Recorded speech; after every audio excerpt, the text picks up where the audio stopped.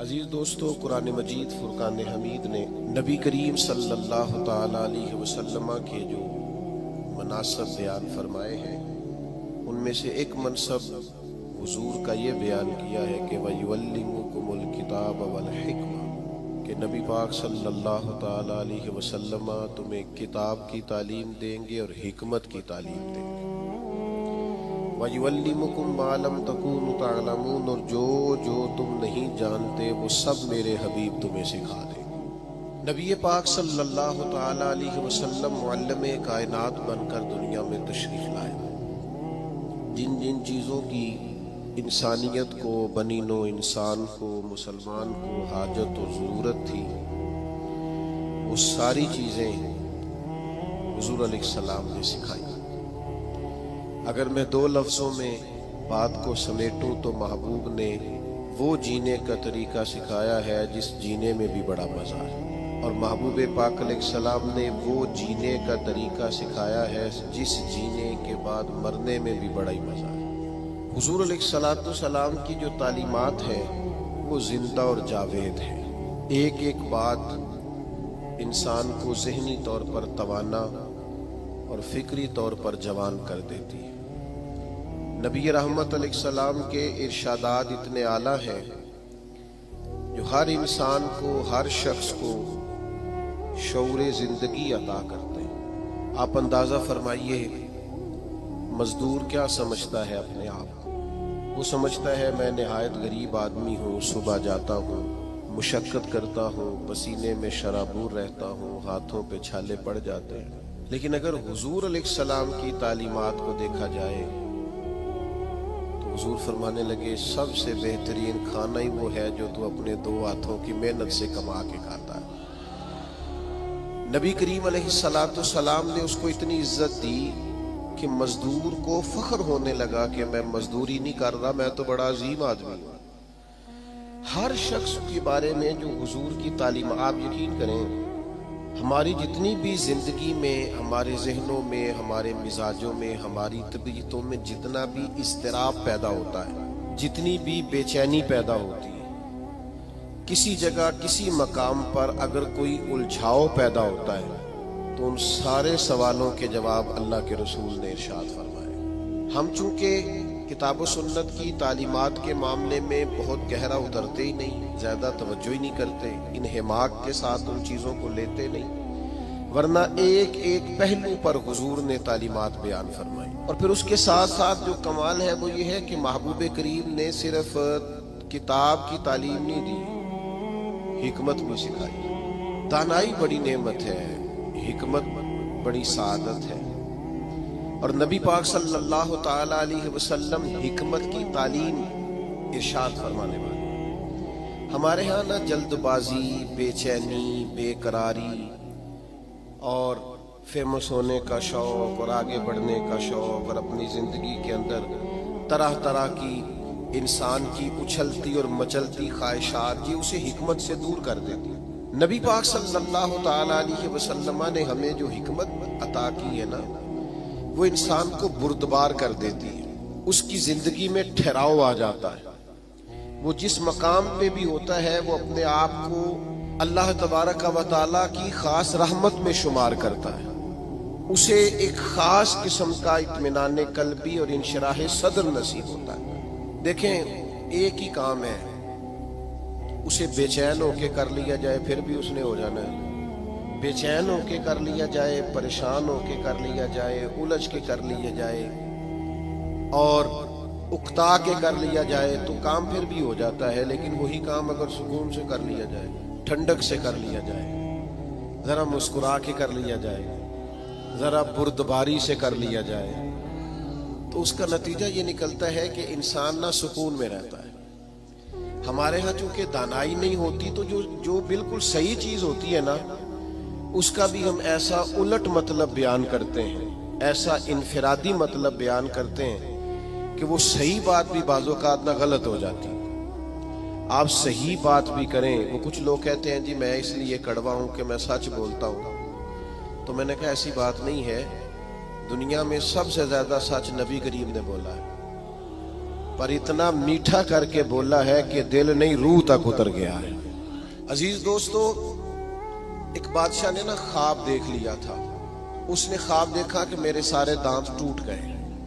اس نے ایک تعبیر بتانے والے سے تعبیر پوچھی کہ یہ میرے سارے دانت ٹوٹ گئے، اس کی تعبیر کیا ہے؟ تو وہ تعبیر بتانے والا پریشان ہو کے کہنے لگا، بادشاہ بات بڑی خوفناک ہے، جو خواب آپ کو آیا ہے، تعبیر بڑی خطرناک ہے۔ تعبیر یہ ہے کہ آپ کے سارے رشتہ دار، بہن بھائی، بیوی بچے آپ کی زندگی میں فوت ہو جائیں گے۔ بادشاہ کو بڑا غصہ آیا، اس نے سزا دی کہ کیسی خوفناک خبر سنا رہا ہے، سارے چلے جائیں گے تو میں نے جی کے کیا کرنا۔ کچھ دنوں کے بعد ایک اور تعبیر کرنے والوں کو بلایا اور اسے بلا کے کہا کہ میں نے یہ خواب دیکھا ہے کہ میرے سارے دانت ٹوٹ گئے ہیں، تو تعبیر کیا ہے؟ تو وہ کہنے لگا، بادشاہ یہ تو بڑا اچھا خواب ہے۔ اس نے کہا کیا مطلب؟ کہنے لگا اس خواب کی تعبیر یہ ہے کہ آپ کے خاندان میں سے سب سے لمبی عمر اللہ آپ کو عطا فرمائے گا۔ بادشاہ نے اس بندے کو انعام دیا، تحائف دیے اور بار بار آنے کی دعوت دی۔ میرا خیال ہے تعبیر ایک ہی نہیں بتائی دونوں نے، لیکن بات اگرچہ بے سلیقہ ہو کلیم، پر بات کرنے کو سلیقہ چاہیے۔ ہم نہ اپنے بچوں کو اس طرح سمجھاتے ہیں کہ وہ بچے بجائے سمجھنے کے ناراض ہو جاتے ہیں۔ ہمارا سمجھانے کا انداز بعض اوقات الا ماشاءاللہ توہین آمیز ہوتا ہے۔ ہمارا بعض اوقات بعض لوگوں سے ملنا، بعض لوگوں کے ساتھ ربط رکھنا، اس میں خوبصورتی نہیں ہوتی۔ دانائی، تدبر، حکمت، معاملہ فہمی، یہ ایک بڑا ضروری کام ہے، ایک بڑا سمجھداری والا کام ہے۔ نبی پاک صلی اللہ تعالی علیہ وسلم نے ہمیں حکمت سکھائی ہے، دانائی سکھائی ہے۔ پتہ ہے مسائل کب ہوتے ہیں؟ جب ہم انہیں ذہن پہ سوار کر لیتے ہیں، اور جب پریشانی کو ذہن پہ سوار نہ کیا جائے پھر پریشانی نہیں رہتی، پھر بندہ آسانی سے اس پریشانی سے گزر جاتا ہے۔ بڑے تدبر کے ساتھ روزمرہ کے معاملات کو ڈیل کریں۔ میرے پاس ایک دوست اپنے بچے کو لے کے آئے کہ حضرت اس کو دم کر دیں، اور ساتھ انہوں نے کہنا شروع کیا باقی تو اس کے بہن بھائی بڑے اچھے تھے، یہ ضدی بھی بہت ہے اور اڑ بھی بڑی جلدی جاتا ہے، اور اس کے مزاج میں تلخی بھی بہت زیادہ ہے، اور اس کی طبیعت کے اندر سختی۔ دو چار باتیں انہوں نے کی تو میں نے کہا کہ آپ تو اس کے والد ہیں، اگر آپ یہ لب و لہجہ اس کے بارے میں بیان کریں گے یہ تو سارے خاندان سے کٹ جائے گا۔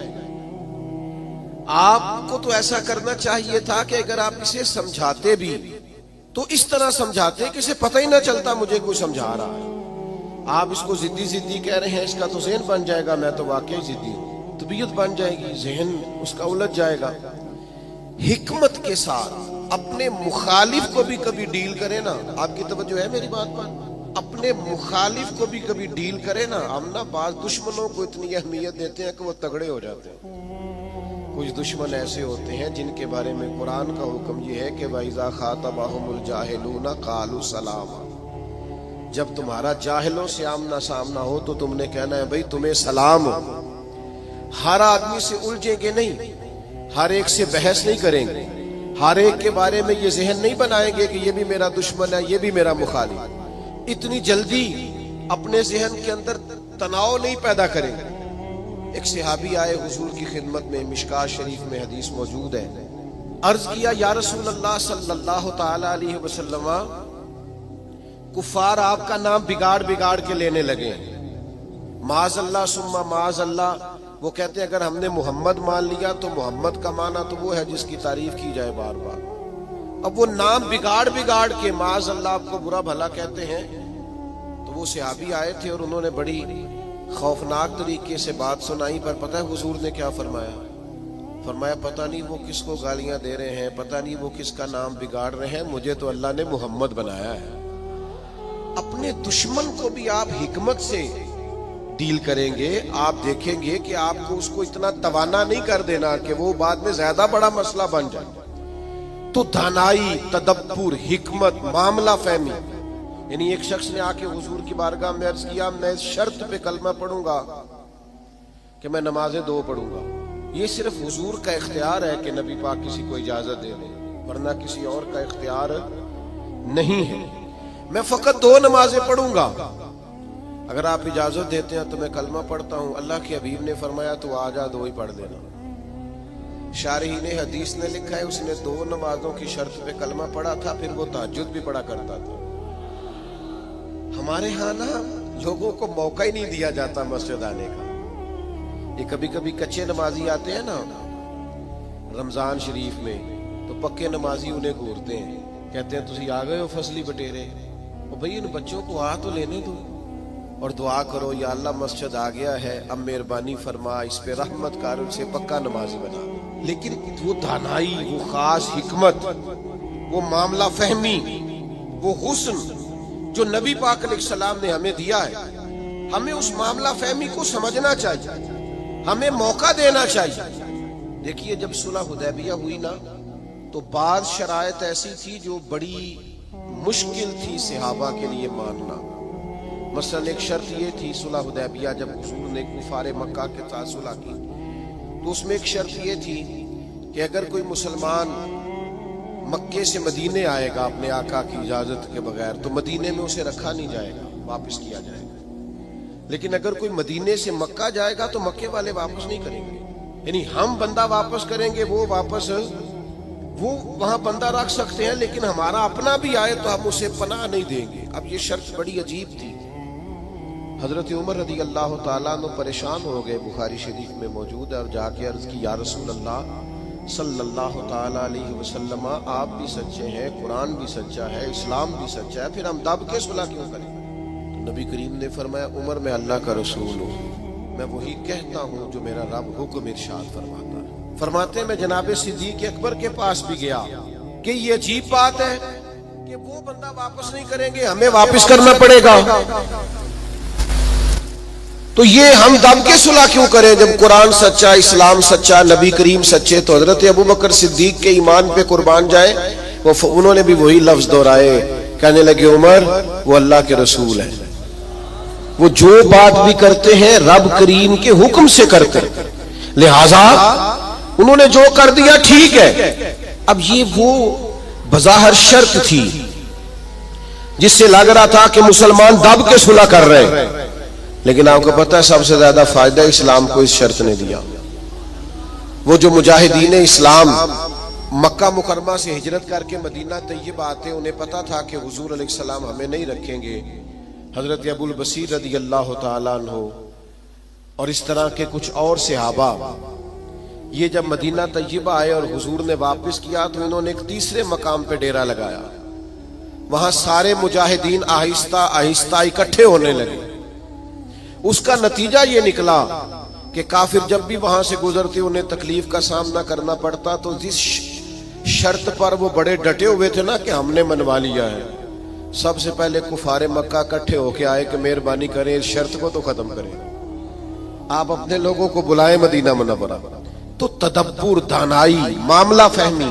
ہم نا آہستہ آہستہ بڑے جلد باز ہو گئے ہیں, طبیعتوں میں بے چینی, بے قراری, ایک بات نہ ہماری مانی جائے ہم پریشان ہو جاتے ہیں, ذرا برابر ہماری طبیعت کے مخالف کوئی شخص بات کر دے ہم ڈسٹرب ہو جاتے ہیں. ہمارا ماحول اس قدر زیادہ پیچیدہ ہو جاتا ہے ذہنی کہ جو بڑے بڑے باصلاحیت لوگ ہیں, بڑے بڑے باشعور لوگ, وہ بھی حکیم نہ ہونے کی وجہ سے, دانا نہ ہونے کی وجہ سے اپنی صلاحیتوں سے کوئی فائدہ نہیں اٹھا سکتے. میرے نوجوان دوستوں, میرے بزرگوں, اپنی زندگی میں کمال بردباری پیدا کریں, کمال حوصلہ پیدا کریں, طبیعت کے اندر ٹھہراؤ لائیں. آپ محسوس کریں گے کہ بہت سارے بگڑے ہوئے کام سنورنے لگیں. آپ کتنی بھی جلد بازی کر لیں, جب تک اللہ کا حکم نہیں ہونا کام درست. آپ ڈاکٹر کے پاس دوائی لینے جاتے ہیں, آپ کے مرض کی تشخیص ہونے کے بعد ڈاکٹر صاحب نسخہ لکھتے ہیں, کہتے ہیں یہ ایک پتہ گولیوں کا لے لو, ایک صبح کھانا, ایک دوپہر کھانا, ایک شام کھانا, اور یہ سیرپ لے جاؤ, ایک چمچ صبح استعمال کرنا, ایک شام کرنا. تو اگر کوئی شخص کہے مجھے جلدی ہے ٹھیک ہونے کی, میں نے ساری گولیاں اکٹھی کھانی ہیں, وہ کہ مجھ سے انتظار نہیں ہوتا, میں نے سارا سیرپ اکٹھا ہی پینا ہے, ٹھیک ہوگا کہ زیادہ بیمار ہو جائے گا. وہ گولیاں, وہ دوائی ہے شفا کے لیے, لیکن اگر آپ اس دانائی کے طریقے کے مطابق استعمال نہیں نہ کریں گے جو استعمال کرنے کا طریقہ ہے, تو اس کا اثر غلط ہونے لگے گا. ہمارے مزاج کا جو الجھاؤ ہوتا ہے اور طبیعت کی جو جلد بازی ہوتی ہے، اور یہ جو بار بار جن لوگوں کو غصہ آتا ہے اور جو بار بار جبر میں آ جاتے ہیں، بار بار ٹھنڈے ہو جاتے ہیں، تانے شانے کبھی مل جائیں تو سن لینے چاہیے، کیا رہے تانوں کا بھی تو مزہ ہے نا، یہ مزہ لیں، یہ سرور حاصل کریں۔ میں کالج میں پڑھتا تھا تو جو میرا دوست سب سے زیادہ مجھے تنگ کرتا تھا نا، مولوی کہہ کے سب سے زیادہ، پھر ایک دن اسی کا مجھے فون آیا کہ یار کدھرے مل تیرے اندر تصویر کھچانی، انج بھی سجن واہ واہ تے انج بھی سجن واہ واہ۔ تو ایک دوست مجھے کہنے لگے میں نے میلاد کی جھنڈیاں اور لائٹیں لگائی ہیں تو مجھے دو بندے بڑے تانے دیتے ہیں۔ میں کہ بس دو، یعنی حضور کے نام پہ تانا کھانا، اور دو سے ہی پریشان ہو گیا، یہ 200 بھی ہو تو اس کا مزہ لینا چاہیے۔ جے کر یار دے نام دا ملے میڑا، انہوں چولی پا لئیے پنجے سٹیے نا، تو جے کر یار دے نام دی ملے سولی، پھر چوٹا چوٹ لئیے پیشانٹیے نا۔ اگر کبھی یہ تانا ملتا ہے تو اس کا مزہ لیں، آپ اس خوبصورتی کو انجوائے کریں۔ لیکن آپ پریشان ہو گئے ہو فلانے نے 2 باتیں کر دی تو اچھا کیا نہ کر دی، اچھا کیا نہ کر دی، آپ کو سنبھلنے کا موقع ملے گا۔ وہ جی سارے میرا ساتھ چھوڑ گئے تو ٹھیک کیا سب نے، آپ مضبوط ہو جائیں گے جب سارے ساتھ چھوڑ جائیں گے۔ جب سارے ہٹ جاتے ہیں تو انسان کو سنبھلنے کا موقع ملتا ہے۔ جب تک ہم دانائی کے ساتھ، حکمت کے ساتھ معاملات کو نہیں لے کے چلیں گے، آپ اپنے بچوں کی پرورش کریں تو وہ طریقہ جو حضور نے ہمیں حکمت سکھائی، آپ اپنے بزرگوں کی خدمت کریں تو وہ طریقہ جو نبی پاک نے ہمیں سکھایا، آپ رشتہ داروں کے ساتھ لین دین کریں، معاملہ کریں، تجارت کریں تو وہ طریقہ اختیار کریں جو حضور نے ہمیں سکھایا۔ آپ اپنی طبیعت کے اندر ایک عجیب سا سکون محسوس کریں گے، فیصلے اس طرح کے کریں کہ تھوڑا سوچ سمجھ کر، جذباتی فیصلے کبھی نہ کریں۔ حضور کے اعلان نبوت سے پہلے جب دوبارہ بیت اللہ شریف کی تعمیر کی تھی نا اہل قریش نے، اب چونکہ وہ تھے تو سارے آپس میں، پر ہر قبیلہ ایک دوسرے سے لڑتا بہت تھا، تو ہر بات میں لڑ پڑتے تھے، میں نے آگے جانا ہے، میں نے آگے جانا ہے۔ تو وہ سارے قبیلے شامل تھے۔ اب جب بیت اللہ شریف کی نئی تعمیر ہو گئی تو حجر اسود نصب کرنا تھا، اس پہ جھگڑا ہو گیا۔ ایک قبیلہ کہتا ہے میں نے نصب کرنا ہے، دوسرا کہتا ہے میں نے نصب کرنا ہے، تیسرا کہتا ہے میں نے کرنا ہے۔ اور کچھ تو ایسے تھے جنہوں نے پیالے میں خون ڈال کے بیچ میں ہاتھ رکھ کے قسمیں بھی اٹھا لی کہ اگر ہم نہیں کریں گے تو کرنے بھی نہیں دیں گے، فساد ہوگا۔ پھر طے ہوا کہ جو صبح سب سے پہلے حرم کعبہ میں داخل ہوگا اس سے فیصلہ کرائیں گے۔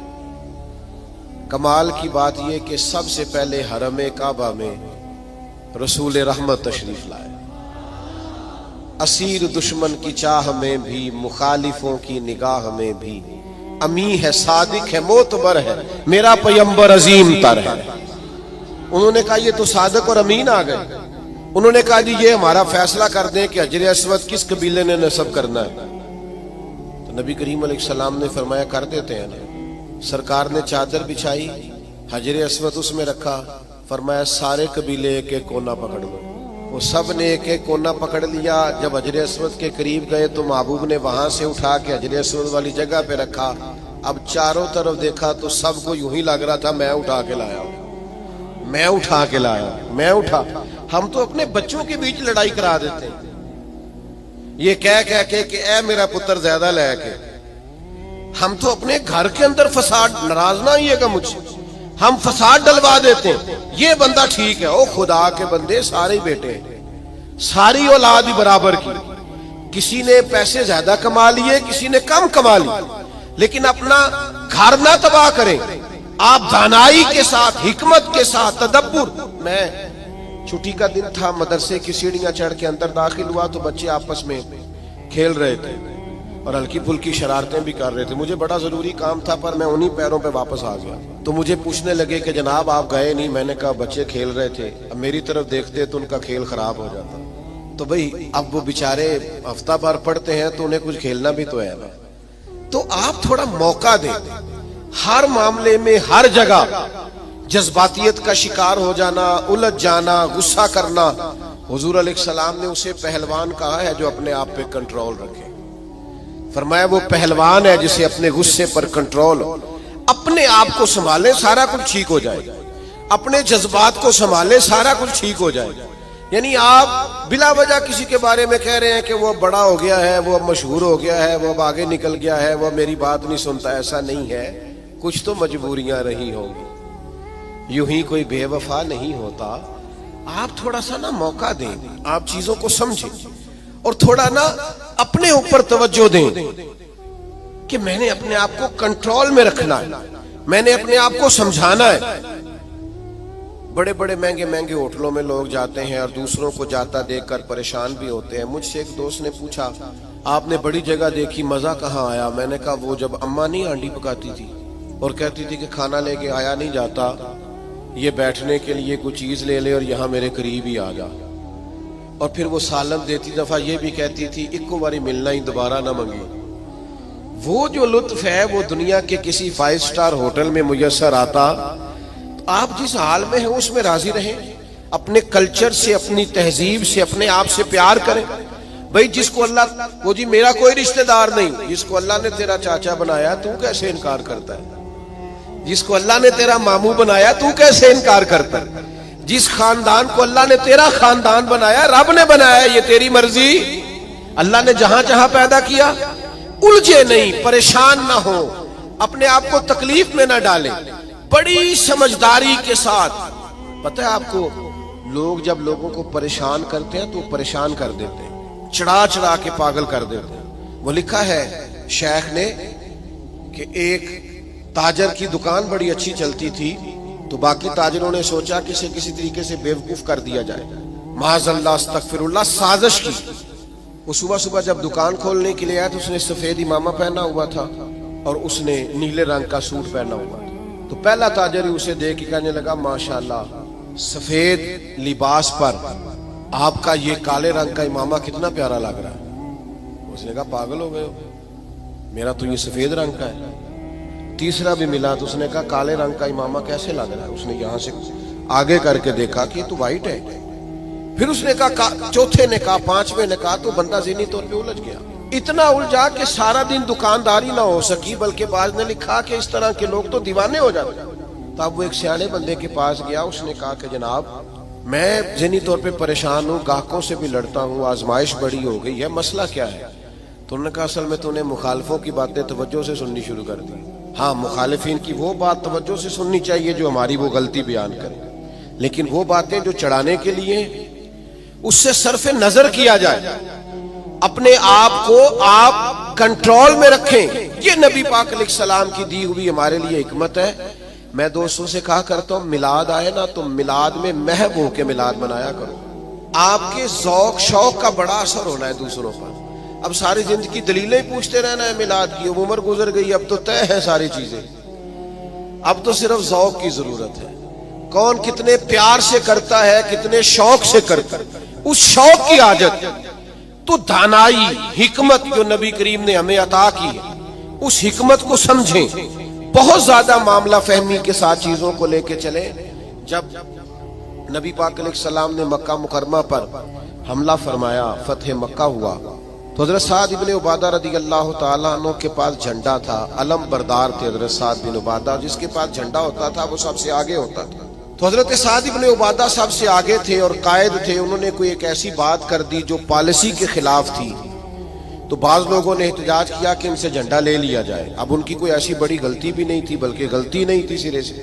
جھنڈا ان سے واپس لینا پڑ گیا، لیکن بندے بڑے حساس تھے. دین کے لیے ان کی خدمات بہت زیادہ تھیں. ان کی زندگی کے اندر یہ خوبصورتی تھی کہ ہمیشہ وفادار رہے. وہ ان سے جھنڈا واپس لینا ہے. صحابہ نے عرض کی یا رسول اللہ اب کیا کریں گے؟ بندہ بھی بڑا حساس ہے اور موقع ایسا آ گیا ہے. تو نبی کریم نے فرمایا لے لیں گے جھنڈا، کچھ بھی نہیں ہوتا. یا رسول اللہ ایک شخص کو منصب سے ہٹانا ہے تو پریشان تو ہوگا نا. فرمایا کچھ بھی نہیں ہوگا. اب لوگوں نے دیکھا رسول پاک کی کمال حکمت. اب لوگوں نے دیکھا وہ میلاد والے محبوب کی دانائی، وہ تدبر، وہ کمال، وہ فراست، وہ علم، وہ بردباری، وہ چیزوں کو پوری گہرائی سے لینا.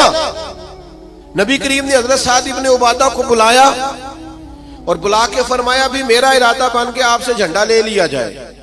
تو عرض کی یا رسول اللہ صلی اللہ علیہ وسلم جیسے حکم، لیکن ساتھ ہی حضور فرمانے لگے بنا ارادہ یہ ہے کہ آپ سے لے لیا جائے اور آپ کے بیٹے کو دے دیا جائے. دنیا میں باپ سب سے زیادہ تب راضی ہوتا ہے جب وہ سمجھتا ہے میرا بیٹا برابر کا ہو گیا ہے، اب میری سیٹ پہ بیٹھ، جس بات سے انہوں نے ناراض ہونا تھا اسی بات سے وہ سب سے زیادہ راضی ہو گئے۔ یا رسول اللہ میرے بیٹے کو ملے گا؟ تو میرے عزیز، معاملہ فہمی، تدبر، حکمت، یہ نبی کریم نے ہمیں سکھائی ہے۔ آپ اپنے دوستوں کے درمیان، اپنے گھر کے درمیان، اپنے ماحول کے بیچ اس طرح کے دانا ہو جائیں کہ کبھی بھی آپ مایوسی نہ پھیلنے دیں۔ کوئی کمزور ہو رہا ہے، کوئی الجھ رہا ہے، کوئی غربت سے، بیماری سے، آزمائش سے پریشان ہے، تو آپ اس قدر دانائی کا مظاہرہ کریں کہ لوگوں کو سکون نصیب ہونا شروع ہو جائے۔ لوگ وہاں سے نکلنا، ہمارے بزرگ فرمایا کرتے کہ اگر تم سے کوئی تلخ بولتا ہے نا تو یہ نہ کہا کرو متکبر بہت ہے، کہا کرو ہو سکتا ہے بیچارہ بڑا پریشان ہو سکتا ہے بیمار ہو سکتا ہے کہیں کمزوری آ گئی۔ جب تک آپ دانائی کے ساتھ چیزوں کو نہیں لیتے، حکمت کے ساتھ آپ معاملات کو نہیں دیکھتے، اتنی دیر تک چیزیں بہتر نہیں ہو سکتی۔ آپ اس دانائی کے ساتھ چلیں گے، تدبر کے ساتھ چلیں گے، حکمت کے ساتھ چلیں گے تو آپ محسوس کریں گے آپ نے، آپ دیکھیے نا کون سا ظلم ہے جو مکہ مکرمہ میں صحابہ کرام پر نہیں ہوا۔ ان کے وجود پر گرم پتھر رکھے گئے، ان کو دروں سے مارا گیا، اور جو غلام تھے ان پر تو سختیاں اور بھی زیادہ تھیں۔ لیکن آپ کو پتہ ہے یہ نبی پاک علیہ السلام کی حکمت کا کمال ہے کہ حضور نے ایک منٹ کے لیے بھی کسی کو مایوس نہیں ہونے دیا۔ حضور نے ہر موقع پر ان کے دل کو تسلی دی، راحت دی، انہیں پریشان نہیں ہونے دیا، بلکہ وہ اس تکلیف کو سہتے تھے تو انہیں لطف آتا تھا، اس لیے کہ وہ فضائل جو اللہ کے راستے میں تکلیف برداشت کرنے کے حضور نے بیان کیے تھے وہ اچھی طرح سے انشراح صدر تھے، ان کو جان گئے تھے۔ ہماری بے چینیاں، ہمارا الجھاؤ، بات بات پہ جھگڑا کرنا، وہ ہمارا مخالف ایک بات کر کے چپ کر جاتا ہے، ہم سارا وقت اسے جواب دینے میں ضائع کر دیتے ہیں۔ وہ خدا کے بندے، اور بڑے بڑے لمبے چوڑے کام کرنے والے، بڑی بڑی ڈیوٹیاں سر انجام دینی ہے، معاشرے میں بڑا انقلاب برپا کرنا ہے۔ حضرت صدر الشریعہ رحمۃ اللہ علیہ کا قول مجھے ایک جگہ ملا، وہ جب اپنے شاگردوں کو پڑھانے کے لیے بٹھاتے تھے نا مسند تدریس پر، تو فرماتے تھے بیٹا جب تم گھر سے ناراض آؤ تو کلاس میں پڑھانے کے لیے نہ بیٹھنا، پہلے ذرا اپنا موڈ فریش کر لینا، طبیعت کو تازہ کر لینا، پھر طالب علموں کو پڑھانا، یہ نہ ہو غصہ کسی اور کا ہو اور نکل کسی اور پہ جائے۔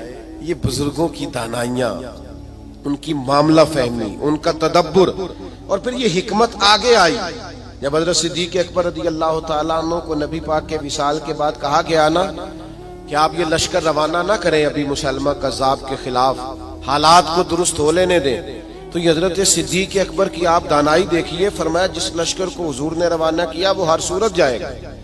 جب اتنا بڑا لشکر نکلا نا مدینہ منورہ سے حضور کے وصال کے بعد، تو وہ جو آنکھیں کھول رہے تھے نا کہ پتہ نہیں کیا ہو جائے گا، ان کو یہ بھی بات ان پر بڑا اثر اس نے ڈالا کہ اگر اتنے لوگ باہر نکل گئے ہیں تو پتہ نہیں کتنی فوج باقی موجود ہے۔